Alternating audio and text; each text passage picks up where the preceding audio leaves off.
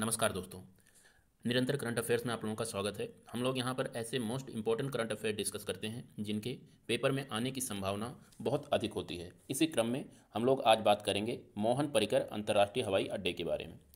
आपसे सीधा क्वेश्चन पूछा जा सकता है कि मनोहर पर्रिकर अंतर्राष्ट्रीय हवाई अड्डा, जिसे हाल ही में प्रधानमंत्री नरेंद्र मोदी ने शुभारंभ किया है, किस राज्य में अवस्थित है?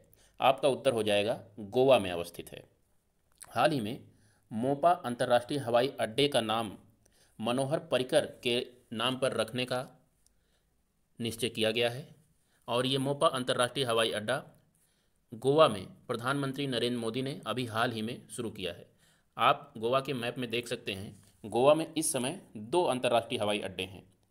एक यहाँ पर है जिसे डाबोलिम अंतर्राष्ट्रीय हवाई अड्डा कहा जाता है और दूसरा ये अभी जो नया नया खुला है इसे मोपा अंतर्राष्ट्रीय हवाई अड्डा कहा जाता है, लेकिन इसका नाम बदलकर अब मोहन पर्रिकर अंतर्राष्ट्रीय हवाई अड्डा कर दिया गया है। ये फैक्ट आपको याद रखने हैं।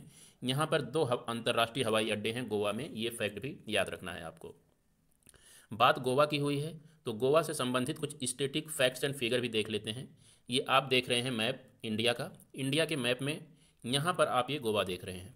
गोवा भारत का सबसे छोटा राज्य है क्षेत्रफल के हिसाब से। ये फैक्ट आपको याद रखना है। इसके साथ ही साथ आप यहाँ से ये याद रखिए कि गोवा की सीमा किन किन राज्यों से मिलकर बनी है। तो एक ये महाराष्ट्र हो गया, महाराष्ट्र से इसकी सीमा मिलती है, और एक ये कर्नाटक हो गया, कर्नाटक से इसकी सीमा मिलती है। मात्र दो राज्य हैं जो गोवा के साथ अपनी सीमा बनाते हैं, ये आपको याद रखना है। इसके बाद बात कर लेते हैं यहाँ के कुछ इम्पॉर्टेंट सिंबल्स के बारे में। अगर यहाँ की एनिमल की बात करें कि यहाँ का जीव कौन सा है, राष्ट्रीय जीव, जिसे राष्ट्रीय नहीं, माफ़ कीजिएगा, जिसे राज्य जीव कहते हैं, तो यहाँ का गौर यहाँ का राजकीय पशु है। और अगर चिड़िया की बात करें तो यहाँ की राजकीय चिड़िया बुलबुल है, ये ध्यान रखिएगा। फूल की अगर बात करें तो फूल चमेली है, और फल अगर की बात करें तो काजू है। और मछली की अगर बात करें तो गिरे मलेट मछली। यहाँ की ये कुछ प्रमुख चिन्ह हो गए। इसके बाद मोस्ट इम्पॉर्टेंट चीज़ है कि इसका राज्य के रूप में गठन 1987 में हुआ था। राजधानी यहाँ की पणजी है, लेकिन सबसे बड़ा जो शहर है वो वास्को डी गामा है। इसके साथ ही साथ गोवा से संबंधित हम और भी बहुत चीज़ें जान सकते हैं। राज्यपाल यहाँ के PS श्रीधरन पिल्लई हैं, मुख्यमंत्री प्रमोद सावंत हैं। और बहुत ही इंपॉर्टेंट क्वेश्चन, यहाँ के संसदीय क्षेत्र से संबंधित क्वेश्चन कि यहाँ पे लोकसभा और राज्यसभा की सीटें कितनी हैं। तो आपको लोकसभा की 2 सीट और राज्यसभा की 1 सीट, ये फैक्ट याद रखना है एकदम दिल में बिठाकर। अगर आप यूपी PCS की तैयारी कर रहे हैं, वहाँ पर अक्सर ये क्वेश्चन पूछा जाता है। राज्य दे देगा और वहाँ पे लोकसभा या राज्यसभा की सीटें दे देगा, आपको मिलान करना रहता है। गोवा के बारे में और भी कुछ चीज़ें हम देखते हैं। आज हम गोवा के बारे में डिटेल जानकारी देंगे आपको। तो ये कोंकण क्षेत्र में अवस्थित है। गोवा जो है जिस क्षेत्र में है उसे कोंकण क्षेत्र कहा जाता है। अगर आप ये मैप देखें गोवा का, तो कोंकण क्षेत्र, अगर आप बहुत ज़्यादा दिमाग ना लगाएं तो गुजरात से लेकर केरला तक का ये जो पूरा इलाका है, जिसमें महाराष्ट्र और कर्नाटका के ज़्यादातर इलाके शामिल हैं, इसे ही कोंकण क्षेत्र कहा जाता है। ये चीज़ आप याद रखिए। और कोंकण क्षेत्र के बाद ये वाला जो क्षेत्र केरला का क्षेत्र है, इसे मालाबार तट कहते हैं। ये मालाबार तट हो गया और ये आपका कोंकण तट हो गया। इस प्रकार गोवा जो है कोंकण तट में अवस्थित है। ये चीज़ें अपने याद रखिए, याद करने लायक है। और अगर बात करें भौगोलिक दृष्टि से, तो दक्कन का पठार और पश्चिम घाट, ये दो चीज़ें आपको याद रखनी हैं।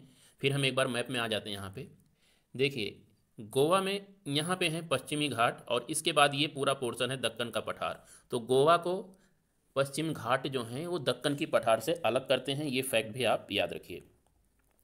और भारत का सबसे छोटा राज्य हम लोगों ने बात सबसे पहले ही कर लिया। इसके बाद एक और फैक्ट बहुत इंपॉर्टेंट है, ये याद रखिए। उस गलीमल रॉक आर्ट, ये उस गली में पुरातात्विक खोज में मिले हैं, जो कि जिस तरह से हमारे आप देखे होंगे मध्य प्रदेश की बहुत फेमस साइट है भीमबेटका। भीमबेटका में पुरातात्विक साक्ष्यों से खोज में मिले हैं, प्रागैतिहासिक पेंटिंग मिले हैं दीवारों पर। तो उसी तरह गोवा में भी एक स्थल है, उस स्थल का नाम है उस गलीमल। उस गलीमल आपको याद रखना है। क्वेश्चन पूछा जा सकता है कि उस गलीमल प्रागैतिहासिक स्थल भारत के किस राज्य में अवस्थित है, तो आपका उत्तर हो जाएगा गोवा। इसके साथ साथ गोवा से संबंधित ये फैक्ट याद रखिए कि 1510 में पुर्तगालियों ने इस पर कब्जा किया और 1961 में भारत ने इसे आज़ाद करवाया। और इस ऑपरेशन का नाम था जिसके जरिए आज़ाद करवाया गया ऑपरेशन विजय, ये याद रखिएगा। और यहाँ की जो सबसे ऊंची चोटी है उसे सोनसोगोर चोटी कहते हैं, जो कि पश्चिमी घाट में अवस्थित है। ये गोवा से संबंधित डिटेल्ड हो गया। करंट अफेयर्स में केवल आपको यही इतना याद रखना है कि मोपा अंतर्राष्ट्रीय हवाई अड्डे का नाम परिवर्तित कर दिया गया है। अब आ जाते हैं अपने दूसरे टॉपिक पे। हमारा दूसरा टॉपिक है जलवायु परिवर्तन मिशन से संबंधित है, और जलवायु परिवर्तन मिशन शुरू करने वाला भारत का पहला राज्य बन गया है तमिलनाडु। और तमिलनाडु ने एक ग्रीन क्लाइमेट कंपनी स्थापित की है। यही ग्रीन क्लाइमेट कंपनी जलवायु परिवर्तन मिशन से संबंधित सारे कार्य देखेगी। क्वेश्चन ये भी पूछा जा सकता है कि अभी हाल ही में किस राज्य ने ग्रीन क्लाइमेट कंपनी की स्थापना की है।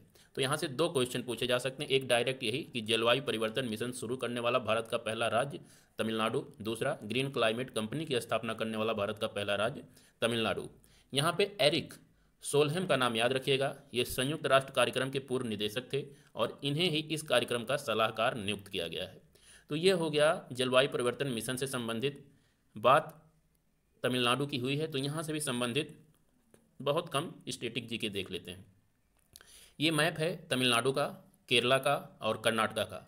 इसमें अगर आप तमिलनाडु की बात करें तो तमिलनाडु त्रिभुजाकार एक राज्य है। इस तरह से ये देखिए त्रिभुज बन गया, ये जितना पोर्शन है यही तमिलनाडु है। Tamil Nadu, T for Tamil Nadu, T for triangle. इसे मैंने कुछ एनलार्ज कर दिया। यहाँ के हम कुछ इंपॉर्टेंट चीज़ देख लेते हैं। सबसे पहले यहाँ की एक नदी का नाम अगर आपसे पूछा जाए तो आप कावेरी बताएंगे। कावेरी बिल्कुल इसके आधे भाग से इसे दो भागों में विभाजित कर देती है। तो कावेरी नदी आपको याद रखना है। कावेरी नदी यहाँ की प्रमुख नदी है, बहुत ही इंपॉर्टेंट नदी है, ये याद रखना है। और कावेरी नदी के किनारे ही तंजावुर शहर बसा हुआ है। ये कावेरी डेल्टा है। यहाँ का सबसे उपजाऊ भूभाग यही है, कावेरी डेल्टा। इसके बाद यहाँ पर हम कुछ माउंटेन्स के बारे में भी देख लेते हैं।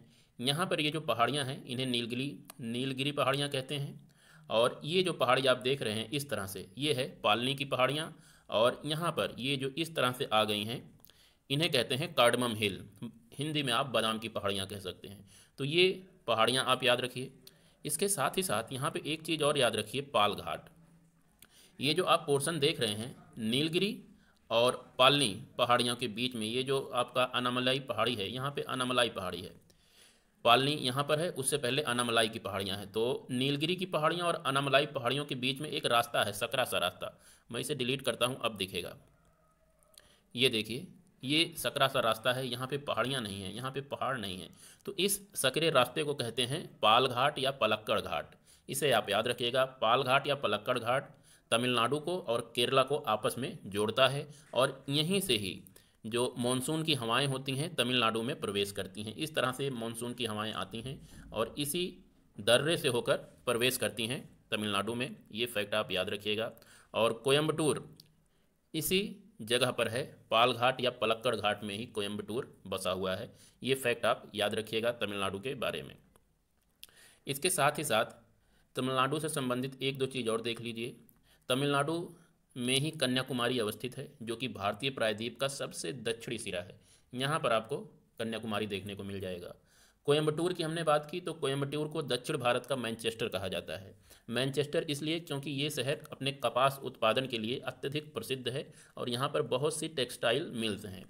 चेन्नई जो कि यहाँ की राजधानी है उसे भारत का डेट्रॉयट कहा जाता है। डेट्रॉयट इसलिए कहा जाता है क्योंकि ये परिवहन उद्योग के लिए भारत का बहुत बड़ा सेंटर है। परिवहन उद्योग का मतलब यहाँ पर गाड़ियाँ, चार पहिए वाली गाड़ियाँ बनाने वाली ऐसी कोई कंपनी नहीं है विश्व की जो यहाँ पर उपस्थित ना हो चेन्नई में। तो ये फैक्ट आप याद रखिएगा।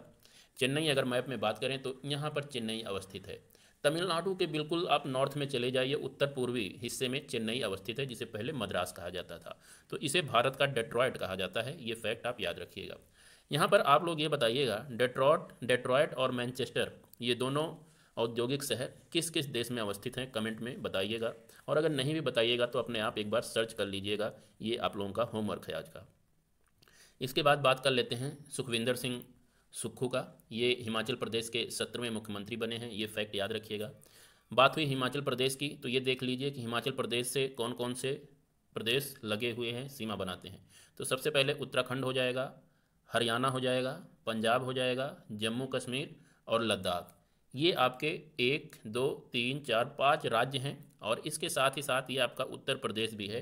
राज्य और केंद्र शासित प्रदेश ओवरऑल कुल मिला के इतने हैं जो हिमाचल प्रदेश के साथ सीमा बनाते हैं। यहाँ पे इस क्वेश्चन को इस तरह भी देखिए, अगर आप उत्तर प्रदेश के एग्जाम की तैयारी कर रहे हैं तो उत्तर प्रदेश में एक क्वेश्चन पूछता है कि उत्तर प्रदेश की सीमा निम्नलिखित में से किन राज्यों से मिलती है, तो उनमें से एक राज्य हिमाचल प्रदेश भी है। ये फैक्ट याद रखिएगा। इसका बहुत छोटा सा सिरा, यहाँ पे बहुत छोटा सा हिस्सा उत्तर प्रदेश के साथ सीमा बनाता है। ये बहुत ही इंपॉर्टेंट फैक्ट है जिसे आपको याद रखना है।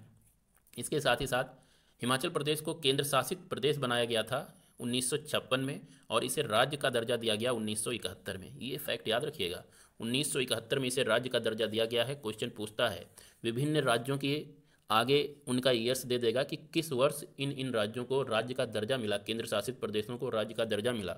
तो इसलिए ये फैक्ट आपको याद रखना है कि इसे 1971 में मिला था।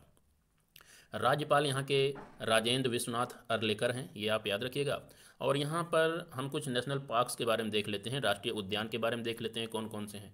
तो यहाँ पे ग्रेट हिमालयन राष्ट्रीय उद्यान है, पिन वैली राष्ट्रीय उद्यान, खीर गंगा राष्ट्रीय उद्यान, इंद्र किला राष्ट्रीय उद्यान और सिंबल बाड़ा राष्ट्रीय उद्यान। ये 5 राष्ट्रीय उद्यान हैं जो हिमाचल प्रदेश में अवस्थित हैं, इन्हें आपको याद रखना है। अब इसके बाद बात कर लेते हैं वंदे भारत ट्रेन की। अभी हाल ही में प्रधानमंत्री ने महाराष्ट्र में वंदे भारत ट्रेन को हरी झंडी दिखाई। ये 6ठे नंबर की ट्रेन थी, ये आपको याद रखना है। 6ठे नंबर की ट्रेन को लॉन्च किया जा चुका है और 15 अगस्त 2022 तक 75 वंदे भारत ट्रेन को लॉन्च करना है, ये फैक्ट याद रखिएगा। इसी के साथ ही साथ नागपुर भी मेट्रो परियोजना से जुड़ने वाला भारत का एक नया शहर हो गया है, ये फैक्ट याद रखिएगा। इंडो कॉर्पेट 2022 की बात करते हैं तो भारतीय नौसेना और इंडोनेशिया की नौसेना के बीच का ये एक्सरसाइज है और इसका ये 39वां संस्करण था, ये याद रखिएगा। बॉबी किन्नर की बात कर लेते हैं तो बॉबी किन्नर दिल्ली एमसीडी की पहली महिला ट्रांसजेंडर बनी हैं। ये अभी हाल ही में एमसीडी के चुनाव हुए हैं तो उसकी पहली ट्रांसजेंडर जो हैं पार्षद ये बनी हैं बॉबी किन्नर, इनका नाम याद रखिएगा। एतिना होल परियोजना किस राज्य से संबंधित है, सिंपल क्वेश्चन पूछेगा, आपका उत्तर हो जाएगा Karnataka. Climate investment opportunities in India's cooling sector report हाल ही में किसके द्वारा जारी की गई है, आपका उत्तर सीधे सीधे हो जाएगा वर्ल्ड बैंक के द्वारा climate investment opportunities in India's cooling sector जारी किया गया है। इसके बाद बात करते हैं अंतर्राष्ट्रीय सार्वभौमिक स्वास्थ्य कवरेज दिवस, international universal health coverage day कब मनाया जाता है, 12 दिसंबर को मनाया जाता है। और इसका बहुत ही इंपॉर्टेंट क्वेश्चन इस टॉपिक से है कि इस साल का आयोजन कहाँ किया गया है, तो वाराणसी में किया गया है अंतर्राष्ट्रीय सार्वभौमिक स्वास्थ्य कवरेज दिवस का आयोजन।